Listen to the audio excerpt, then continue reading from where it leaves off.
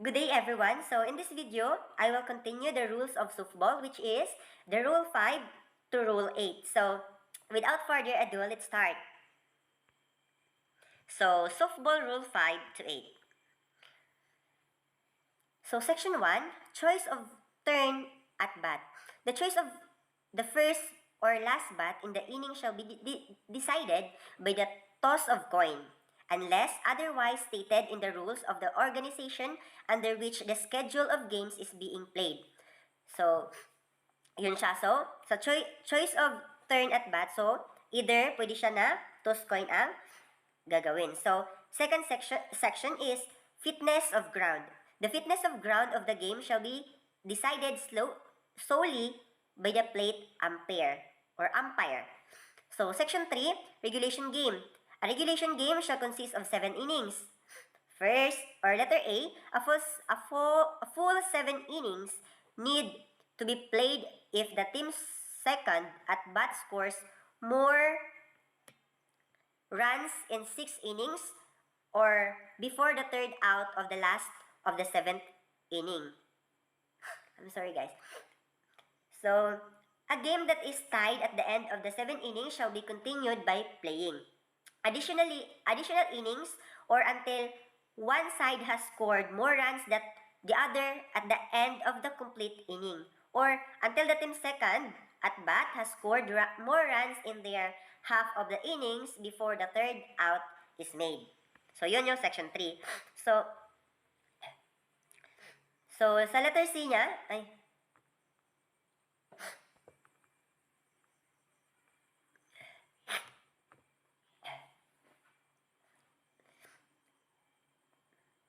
good day everyone. So, today I will continue Good day everyone. So, in this video, I will continue the rule of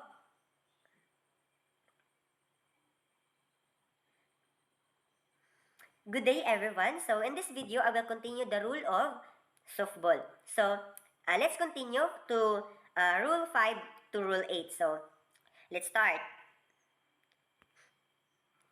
So, rule 5, the game. So, sa section 1, choice of turn at bat. The choice of the first or last bat in the inning shall be decided by a toss of a coin, unless otherwise stated in the rules of the organization under which is scheduled of games is being played. So, sa section 1, dito is pwede siya na toss coin ang gagamitin first and last bat of the inning. So, yon. Then, pwede din naman siya na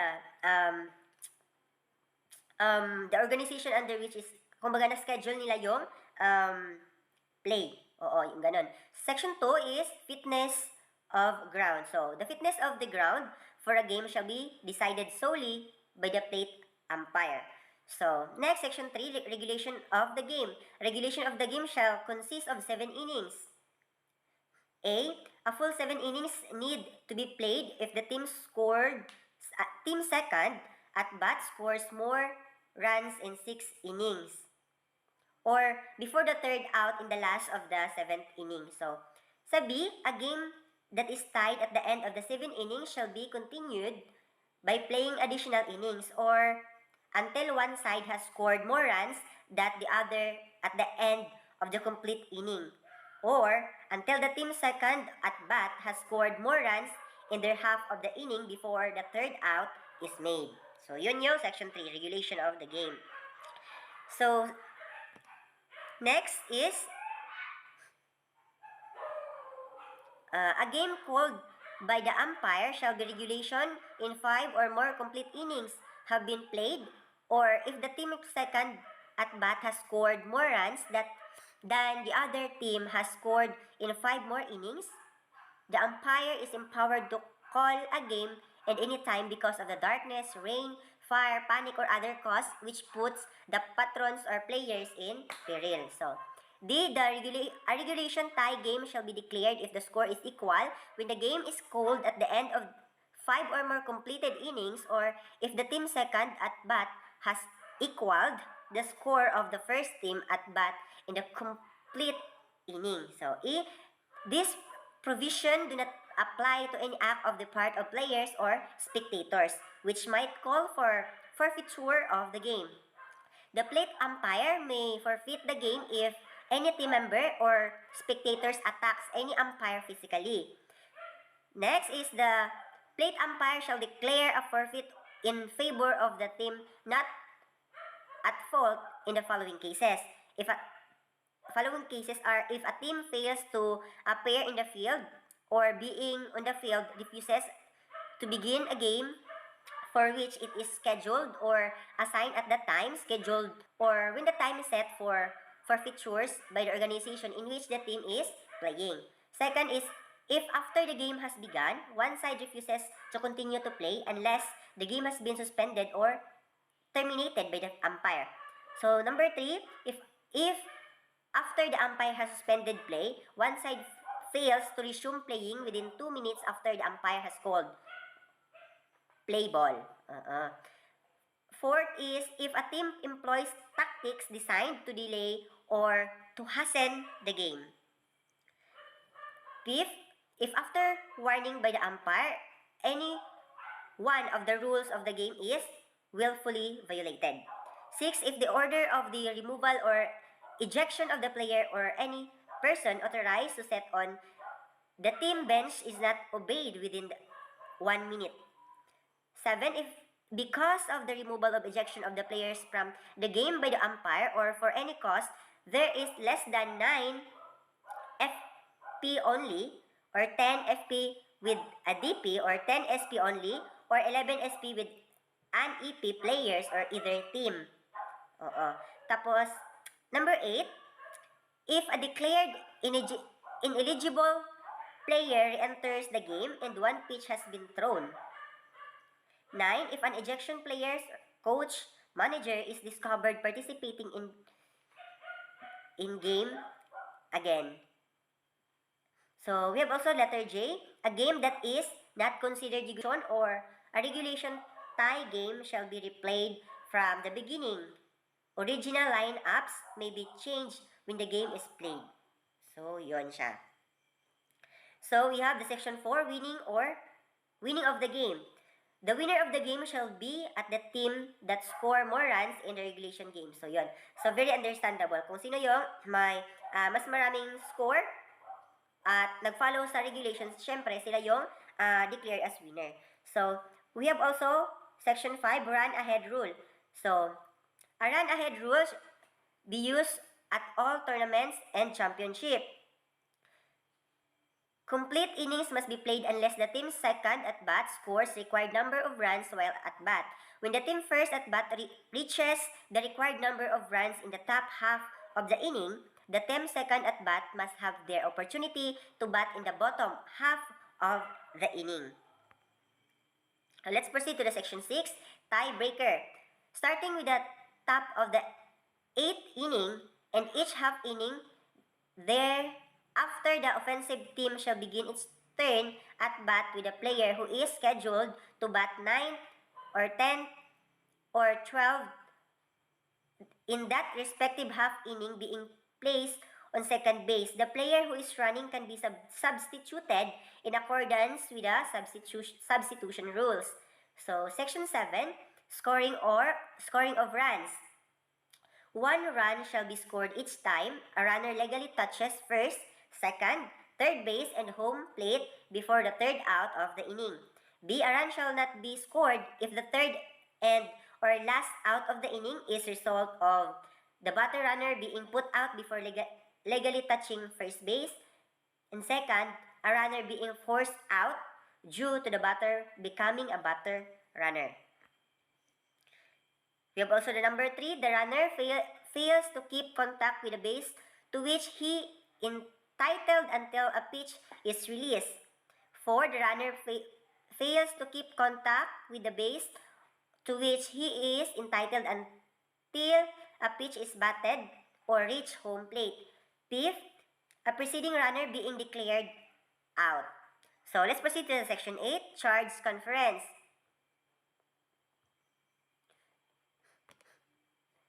Offensive conference, there shall be only one charge offensive conference in an inning. So, meron lang siyang only one charge offensive conference in an inning. So, defensive conference, there shall be only be 3 charge defensive conference in 7 inning games. So, sa 7 inning games, so meron lang siyang 3 charge na defensive. So, for only inning beyond 7, there shall be 1 charge conference per inning. So, yun siya. So, let's proceed to the letter C. A manager playing in the game compares with any defensive player. However, an umpire may control meetings between the playing manager and the pitcher by first issuing a warning and then ejecting the playing manager. Letter C. Conference will not be charged if they take place at any time when the umpire has suspended play. So, they compare during the charge offensive conference provided they are ready to play when the offense is ready. They shout instruction for the dugout. So, a manager playing in the game conferes with any defensive player. However, an umpire may control meetings between a playing manager and pitchers by first issuing the warning and then ejecting the playing manager. So, lastly, conference. Yun siya, yes. So, let's proceed to the rule 6, pitching regulation or fast pitch only. So, section 1, the preliminaries. Before commencing the delivery or pitch, the pitcher may not take a pitching position or on or near the pitcher's plate without having the ball in his position. So, di siya pwede mag-pitch unless hindi pa nakaposition yung bola. B, shall not be considered in the pitching position unless the catcher is in position to receive the pitch. Letter C, must have both feet on the ground within the 61.0 cm or 24 inches length of the pitcher's plate. The hips shall be in line with first and third bases, and both feet must be in contact with the pitcher's plate. D, must while standing on the plate and with the ball in either the glove or the pitching hand, take the signal or appear to be taking a signal from the catcher with the hands separated. And lastly, must after taking the signal, bring his whole body to the full of complete stop with a ball held in the hand or gloves, with both held together in front of the body. This position must be held for not less than 2 seconds and not more than 5 seconds before releasing the ball. So, the section 2, starting the pitch. So, the pitch start when one hand is taking off the ball or the pitcher makes any motion that is part of his wind up. So, magsa-start ng pitch if the pitcher makes any motion na gumagalaw na siya for throwing the ball. So, next is the legal delivery. So, the pitcher must not make any motion to pitch without immediately delivering the ball to the batter. The pitcher must not use a pitching motion in which after having the ball in both hands in the pitching position, he removes one hand from the ball, takes a backward and forward swing, and return the ball both hands in front of the body. The pitcher must not use wind up, in which there is a stop or reversal the forward motion. The pitcher must not make 2 revolution of the arm on the windmill pitch. However, he may drop his arm on the side and to the rear before starting the windmill motion. This allows the arm to pass the hip twice. The delivery must be an underhanded motion with the hand below the hip and the wrist not farther from the body than the elbow. So the release of the ball and follow through of the hand and wrist must be forward and pass the straight line of the body. So kailangan magawa yung follow through. So next is both feet must remain in contact with the pitcher's plate before start of the pitch. The 5-boot foot must remain in contact with the pitcher's plate at all times before the forward drag, leap, or hop. Next is in the act of delivering the ball, the pitcher may take one step with the leading non-5-boot foot simultaneous with the release of the ball. The step must be forward toward the batter and within the 61.0 cm or 24 inches length of the pitcher's plate. Next, the 5-boot foot must remain in contact with the pitcher's plate or push off the drag away from the pitcher's plate or be airborne prior to the stepping or non-5-boot foot touching the ground. Okay, it is legal to drag, leap, or hop and then land in throws as long as the original push starts from the pitcher's plate. It is not legal to stop off with a 5-boot foot and then drag, leap, or hop and throw. So next, as the pitcher pushes from the pitcher's plate, all movements of the pitching arm must be continuous, other than the pitcher's plate prior to the separating hand. Next, the pitcher must not continue to wind up after releasing the ball. Next, the pitcher shall not deliberate drop, roll, or bounce the ball in order to prevent the batter from hitting it. The pitcher has 20 seconds to release the next pitch after receiving the ball or after the umpire indicates play ball. So, Section 4, Defensive Positioning. So, the pitcher shall not deliver a pitch unless all defensive players except the catcher who must be in the catcher's box are positioned in fair territory. So, hindi pwedeng mag-pitch yung pitcher if hindi pa nakaposition yung mga players sa kanilang mga position. So, next, a fielder shall not take a position in the batter's line or vision or with a deliberate unsportsmanlike intent, act in a manner to distract the batter. Step on or in front of home plate without the ball or touch the batter or bat. So, Section 5, Foreign substance. No member of the defensive team shall, at any time during the game, be permitted to use any foreign substance on the ball. A pitcher who licks his fingers must wipe off his fingers before making contact with the ball.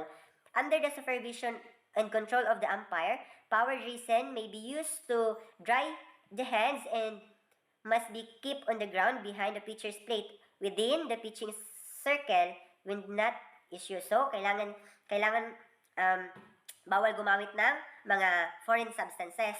So, letter D, applying resin to the ball is into the glove and then placing the ball in the glove, an illegal act. Oo, illegal act siya. So, the pitcher shall not wear tape in his fingers or a sweatband, bracelet, or similar type item on the wrist or forearm of the pitching arm. So, bawal yung mga prinalya sa larong softball. Pag nasa laro ka, any kind of game, bawal talagang gumamit ng mga foreign substances like mga hikaw, mga bracelets, and necklace, and etc. So, let's proceed to the section 6. The catcher. The catcher must remain within the catcher's box until the pitch is released. The catcher shall return the ball directly to the pitcher after each pitch, including after the foul ball. So, section 7, throwing to a base. The pitcher, after he has taken the pitching position, shall not throw a base during a live ball while his foot is in contact with the pitcher's plate. If the throw from the pitcher's plate occurs during a live ball appeal play, the appeal is intentional base on balls. If the defensive team desires to have an intentional base on balls awarded to a batter, either the pitcher, catcher, or coach may do so by notifying the plate umpire to who shall award the batter first base. This notification to the umpire shall be considered a pitch. The ball is dead. So, section 9, warm-up pitches. At the beginning of the first inning for both teams, or when the pitcher relieves another, not more than 1 minute may be used to deliver not more than 5 pitches to the catcher or another team member.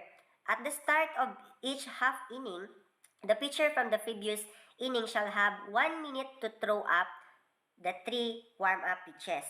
If the minute has expired or is about to expire, the umpire shall restrict to pitcher to one warm-up pitch. So next, section 10, no pitch. No pitch shall be declared when the pitcher pitches during the suspension of play.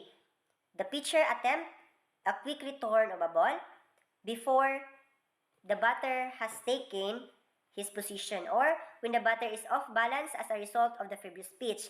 Letter C, the runner is called out for leaving a base prior to the pitcher releasing the pitch.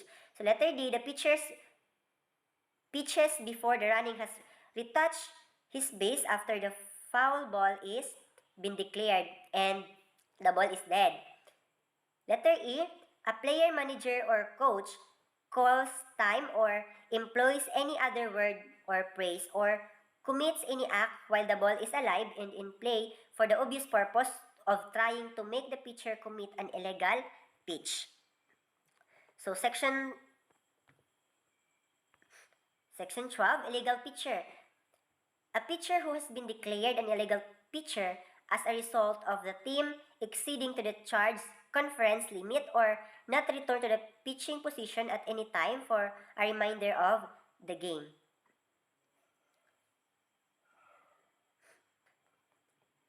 So if the illegal pitcher has returned and has thrown one pitch, either legal or illegal, he is ejected from the game. If he is discovered prior to the next pitch, the manager or the offensive team has the option to take the result of the play or having the play nullified with runners returning to the last base held at time of the play. So, let's proceed to the rule number 6. Pitching regulation, modified pitch only. May not take a pitching position on or near the pitcher's plate without having a ball in his position. Shall not be considered in the pitching position unless the catcher is in position to receive the pitch. Must have both feet on the ground within the 61.0 cm or 24 inches length of the pitcher's plate. The shoulder shall be in the line with first and third base of the both feet must be in contact with the pitcher plate. So on and so forth. So, section 2, starting the pitch. The pitch starts when one hand is taking off the ball. So, section 3, legal delivery. The pitcher must not take any motion to pitch without immediately delivering the ball to the batter. The pitcher must not use pitching motion in which, after having the ball is in both hands in pitching position, he removes on one hand the ball, takes the backward and forward swing, and returns to the ball to both hands in front of the body. So, section 4, defensive positioning. The pitcher shall not deliver the pitch unless all defensive players except the catcher who has B in a catcher box are positioned in fair territory. Let's proceed to the rule number 7, batting. Section 1, the non-deck batter. The one-deck batter at the start of the inning is the lead-off batter who must remain in his on-deck circle until called to the batter box. B, once an inning has started, is the offensive player who in the batting lineup is the next player to enter the batter box. So letter C, may take a position within either one deck circle so he is behind the batter or not on the batter's open side. D, may loosen up with no more than 2 official softball bats, an approved warm-up bat, or a combination not to exceed 2. So, section 2, batting order. The batting order of each team must be on the score sheet, line-up card, and must be delivered before the game by the manager or captain of the official scorer in the plate umpire. He shall submit it to the inspection of the manager or captain of the opposing team. So, sa batting order is kailangan before mag-start yung game, dapat yung mga pangalan ng mga players with their positions and name nila, so kailangan nabigay na doon sa official ng game or doon sa scorer. So next, section 3, batting position. The batter must take his position in the batter box within 10 seconds after the umpire has declared play ball. An offensive team member may not, under any circumstances, deliberate erase the line of the batter box at any time during a game. This includes a coach erasing the lines during the pre-game meeting. The batter must have both feet completely within the batter's box prior to the start of the pitch. He may touch the lines, but no part of his foot may be outside the lines prior to the pitch. After the batter first enter the batter box, he must remain in the batter's box between pitches by keeping at least 1 foot in the box, including while taking signals and practice swings. Section 4. A strike is called by the umpire when any part of the legally pitched ball enters the strike zone before touching the ground and at which the batter does not swing. For each legally pitched ball entering the strike zone before touching the ground and other of the batter does not swing. Exception, it is not a strike if the pitch ball touches home plate and is not swung at. So B, for each legally pitched ball struck at and missed by the batter. So for each pitch ball including an illegal pitch struck and missed by the batter. For each foul tip, for each foul ball in the batter has less than 2 strike, for each foul ball including the third strike, for each pitch ball struck at the miss which touches any part of the batter, when any part of the batter person or clothing is hit in his own batted ball when he is in batter box and he has less than 2 strike, when the pitch ball hits the batter while the ball is in the strike zone, when the batter fails to enter the batter's box within 10 seconds after the umpire calls play or play ball, when an offensive team member deliberately erases the line of the batter box, when the batter steps out of the batter box with both feet, violation of Rule 7, Section 3. Section 5. A ball is called by the umpire. For each illegal pitch ball that does not enter strike zone or touches the ground before reaching home plate and is not swung out, so on and so forth.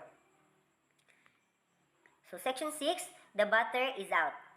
The batter is out when the third strike is swung at the miss of the ball touches any part of the batter's person.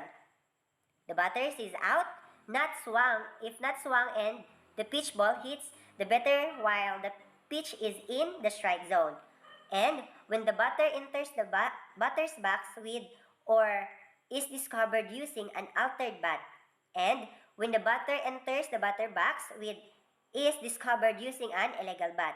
And when his foot is completely outside the lines of the batter's box and touching the ground, or any part of the foot is touching home plate when he hits the ball fair or foul. And when he leaves the box to gain a running start, but has returned to the box when he makes contact with the ball. And when he bans foul after the second strike. And so on and so forth. So let's proceed to the rule number 8, which is batter, runner, and runner.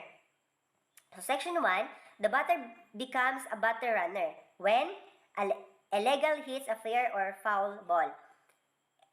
FP only when the catcher fails to catch the third strike before the ball touches the ground.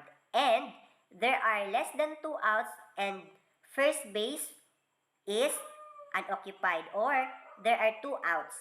This is known as a third strike rule. When the defensive team elects and intentionally walk a batter by either the pitcher, catcher, or head coach notifying the plate umpire. Section 2, batter runner is out. Batter runner is out when the catcher drops the third strike and batter runner is legally touched with the ball while off base or thrown out prior to the reaching first base. And when fielder legally catches a fly ball before touches the ground or any object of person other than the defensive player. And when after hitting the ball fair fair ball, he is tagged while off base is thrown out prior to reaching first base. And when he fails to advance the first base and instead enters his team area after a fair ball is hit or after a base or balls is issued or any time that he may legally advance for first base. And when an infield fly is declared. So, when after he hits the fair ball, he touches the fair portion of the doubles base on his first attempt and that base and a play is made at the base. When he runs out and 1 meters or 3 feet line and in the umpire's judgment interferes with the fielder taking the throw at first base or the thrown ball preventing the fielder from making a play at first base. Interferes with the fielder attempting to field a batted ball. And when he intentionally interferes with a play at home plate to prevent an obvious out at the plate. So note that the runner is also out when he steps back toward home plate to avoid or delay a tag by fielder. And if when using the double base in the force playing situation, he touches the fair portion of the base and collides with the fielder who is about to catch a thrown ball and who is also using the fair portion of the base. And when a player of the team at bat who is not a batter runner or runner of a deck batter interferes with the fielder attempting to catch the batted fly ball over foul territory or with a batted fly ball over foul territory that a fielder is attempting to catch. So section 3, the batter runners is out. When the fielder makes a play on the batter runners while using the illegal glove. So, yun. So section 4, touching bases in legal order. Runners must touch bases in legal order. Example, first, second, third, and home plates. When a runner is turning to the base left before a caught by fly ball is first touch or the missed base while the ball is in play, he must touch the bases in reverse order. And when a runner or batter runner acquires the right to a base by touching it before being put out, he is entitled to hold the base until he has legally touched the next base in order or is forced to vacate it for the succeeding runner. So, when the runner dislodges a base from its proper position, either he or succeeding runners in the same series of plays are compelled to follow the base unreasonably out of position. And 2 runners may not occupy the same base simultaneously. And failure of a preceding runner to touch a base or to leave a base legally on a caught fly ball and who is declared out does not affect the status of the succeeding runner who touches bases of a proper order. And no runner may return to touch a missed base or one left illegally after a following runner has scored. He leaves the field of play. And bases left too soon of a caught fly ball must be retouched prior to the advancing toward awarded bases, and awarded bases must be touched in legal order. So, Section 5, runners are entitled to advance with liability to be put out when the ball leaves and pitcher's hand on his deliver, and when a pitcher ball is batted, and on the throw ball or fair batted ball that is not blocked, on a thrown ball that hits an umpire, and when the legally called fly ball is first touched, and when a fair batted ball strike an umpire or the runner after having passed a fielder other than the pitcher and provided no other fielder had a chance to make an out or has been touched by a fielder including the pitcher. And when a live ball becomes lodged in the defensive player's uniform or equipments. Section 6, the runner forfeits his exemption from liability to be put out if at any time he fails to touch a base, he is entitled before attempting to make the next base. And if after dislodging a base, he attempts to continue to the next base. And if on an illegal pitch not hit, he attempts to advance beyond the one base to which he is legally entitled. And when advancing beyond the entitled base due to a fielder intentionally contacting a thrown ball with detached equipment, and a fielder intentionally contacting a fair batted ball with detached equipment. And when advancing beyond the protected or awarded base when he is being obstructed. And letter G, when advancing beyond one base on an illegal pitch that is also a pass ball or a wild pitch. And letter H, when advancing beyond the base to which he is forced because of the base on balls being issued to the batter. So section 7, the runner are entitled to advance without liability to put out when forced to vacate a base because of the batter was awarded a base on balls. B, when a fielder prevents the runner from making a base or impedes the progress of the runner or batter runner who is legally running bases. If the fielder is not in position of the ball or not in the act of fielding the batted ball or making a fake tag without the ball, and in position of the ball and the pushes a runner off a base is an attempt to gain an out, or in position of the ball but not in the act of making a play on the runner which intentionally impedes the progress of that runner or batter runner who is legally running the bases. So section 8, the runner must return to his base.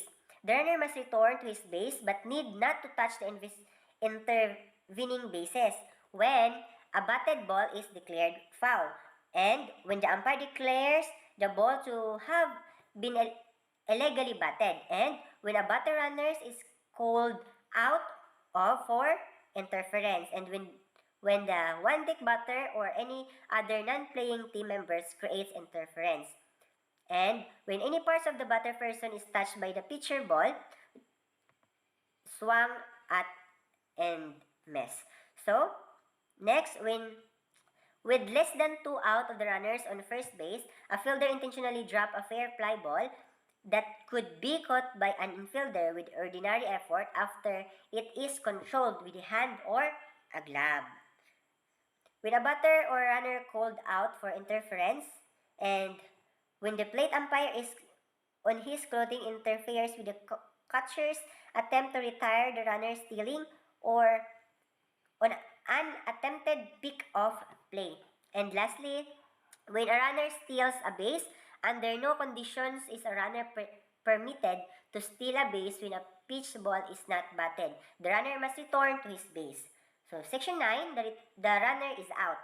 When the runner is out, when while running on any base is regular or reverse order, he runs more than 0.91 meter or 3 feet from the base path to avoid being touched by the ball in the hands of a fielder. And while the ball is in play and he is not in contact with the base, he is legally touched with the ball in the hands of a fielder. C, when on the forced play, a fielder, while holding the ball, contacts the base to which the runner is forced to advance. So, touches the ball to the base before the runner reaches the base. Tags the runner before the reaches the base. While the ball is in play, he fails to return to touch the base he previously occupied or missed, and legally appeal is made. When anyone other than another runner physically assists him while the ball is in play, or when the ball becomes dead after the home run or an award bases. So section 10, the runner is not out. The runner is not out when he runs behind or in front of the fielder and outside the base path in order to avoid interfering with the fielder attempting to field the batted ball in the base path, and when he does not run in a direct line to the base, provided the fielder in direct line does not have the ball in his position, and when more than one fielder attempts to field a batted ball and the runner comes in contact with the one who, in the umpire's judgment, was not entitled to field the ball. So when he is hit with the fair untouched batted ball while one base, that is the umpire's judgment. No fielder had an opportunity to make an out. When he is hit with the fair untouched batted ball over foul territory and in the umpire's judgment, no fielder had been opportunity to make an out, and so on and so forth. So, that is the Rule 5 to Rule number